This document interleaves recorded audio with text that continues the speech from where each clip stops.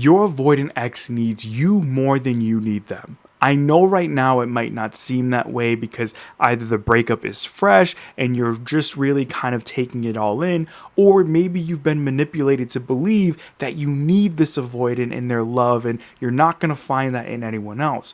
Whatever that might be that's causing you to make you think that way, I promise you that chances are 9 times out of 10, your avoidant is going to need you more than them. And there are 4 typical reasons as to why this is the case. And the first is that you are their emotional anchor. When it comes to an avoidant, they are typically disconnected from their emotions. So your presence, your care, your love, your commitment, your willingness to do everything that you possibly can to make them feel seen, heard, and understood, this has an effect on them to where they feel emotionally grounded because, again, they typically don't do that for themselves and they don't really know how to even go about doing that if they wanted to. So they rely heavily on you doing that to compensate for that, even though they may not tell you that. And of course, whenever you do try to do that, they start to pull away when they feel uncomfortable, which leaves you confused because you think, well, why does this person continuously pull away whenever I do these things, yet they would want that? And this is what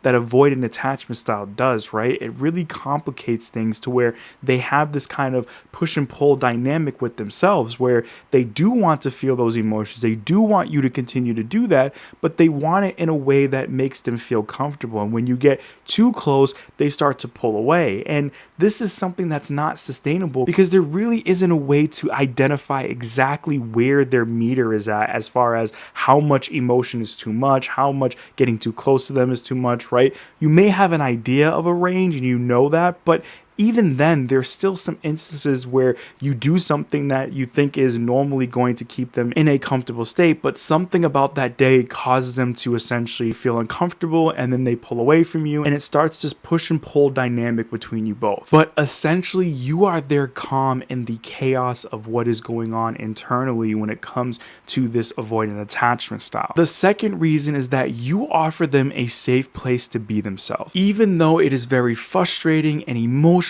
taxing to continue to show up 110% of yourself and try to do everything that you possibly can to make this work and show that you care and being considerate to try to make sure that you're not getting too close, which would trigger this avoidant attachment style. You still consistently showed up and did this because you genuinely cared about them and loved them and wanted to do everything that you possibly can to make this relationship work. You still allowed them to be themselves because you could see past this avoidant attachment style, right? You knew that this person had the potential to be everything that you could want and need in a relationship, but this avoidant attachment style would consistently show up each and every time, stopping them from being able to fulfill that potential that they have. And this speaks to the genuine love and care that you had for them. And this is something that they felt too, even if they've made you feel like they haven't or have told you otherwise, right? They are for sure internally seeing that. And when they lose you, they're going to lose someone who is willing to put up with all of that and still try their best to make it work. And this is something that they are very much aware of, even if it may not seem like it, because again, they're always trying to maintain this facade that they're fine, that they're not bothered, and they're actually thriving, and everything is going exactly the way that they are. But again, this is a facade. This is not something that is actually what is happening, which tends to be that they are recognizing the significance in losing someone like you, which segues perfectly into the third reason, and that is you understood them better than anyone else. The reason why you understood them is because you genuinely wanted to make this relationship work and try to do everything that you possibly can, and the only way you were going to be able to do that is to try to understand them in and out, to understand what is going on, what is their triggers, what is really causing them to essentially be this way. And because you spent so long going through this, you basically know them like the back of your hand. And even though there were plenty of times of them pulling away and maybe verbally telling you that you don't understand them because you keep getting too close when they're asking you not to, they know deep down that that is not the case and that you know them exactly and that they're just using that as an excuse to continue to run this avoidant attachment style without acknowledging that this avoidant attachment style is the main culprit as to why things didn't work out. And instead of you doing what most people would do when they have a relationship with an avoidant, whether it's a friendship, a romantic, whatever that might be, where it gets to a point where it's too much and they're just like, you know what, I'm done with this, and they moved on,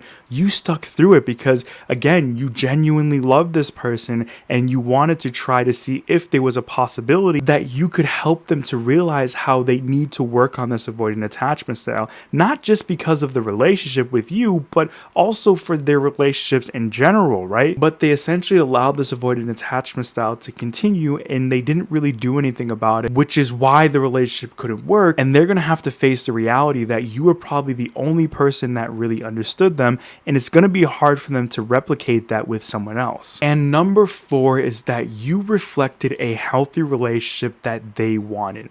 I know that this is probably going to throw you for a loop because it doesn't seem that way, but at the end of the day, an avoidant wants to have love.